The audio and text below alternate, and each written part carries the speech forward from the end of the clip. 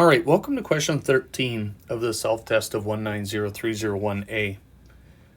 So we're going to answer this question. If the cylinder described in question 12, so I've drawn the cylinder here, has a rod diameter of 5.5 centimeters and a stroke length of 4.25 meters, what flow rate would be required to move the load from fully extended back to fully retracted in 7 seconds? So let's round off the answer to the 2 decimal places. For us to do this, we need to calculate the full volume of the cylinder, right here, and then subtract the volume for the rod, blue, and what that'll leave us with is the volume of oil required to fill the cylinder to retract it. So what we're going to do first is using our formulas of either pi r squared or diameter squared times 0.7854, multiplying it by our stroke, we're going to figure out the volume of our cylinder. So the one I'm going to choose is diameter squared times 0.7854, and that's going to be simply, we're just going to deal with 10 times 0.7854. 78.54 centimeters squared. Okay, now we're going to multiply it by our stroke, which is 4.25 meters. We need to convert that to centimeters. So what that's going to give us is 425 centimeters. So we're going to multiply 78.54 against 425. So 78.54 times 425, and that's going to give us 33,379.50 centimeters cubed, cc's, or what would be the same as milliliters.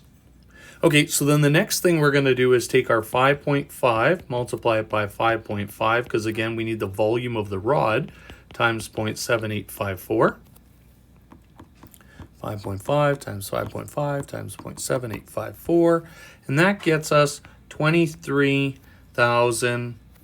Oh, I think I got a number wrong there, so let's fix that. 5.5 times 5.5 times 0.7854. Yeah, 23.75835. So that's centimeters squared. And again, we're going to multiply that by 425 centimeters worth of stroke.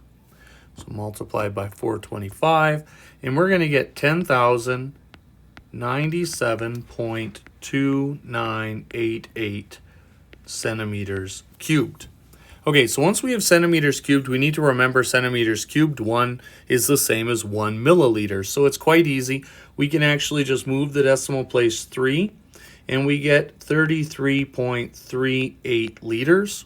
Move it 3, and we get 10.1 liters. So what we need to do is figure out this volume on the rod side of the cylinder, and we'll do that by taking our 33.38 liters and subtracting our 10.1 liters, and that's going to give us a volume of 23.28 liters total.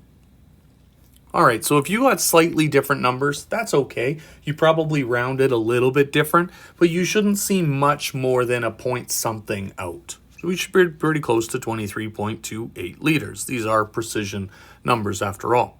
Anyway, so what we need to do is figure out how big a pump we need to make that cylinder move in 7 seconds. Well, for us to do that, we need to use a formula of flow rate being equal to volume over time. So we know the volume now is 23.28 liters, and we know the time is 7 seconds. The problem is all of our flow rates are going to be in liters per minute for this question.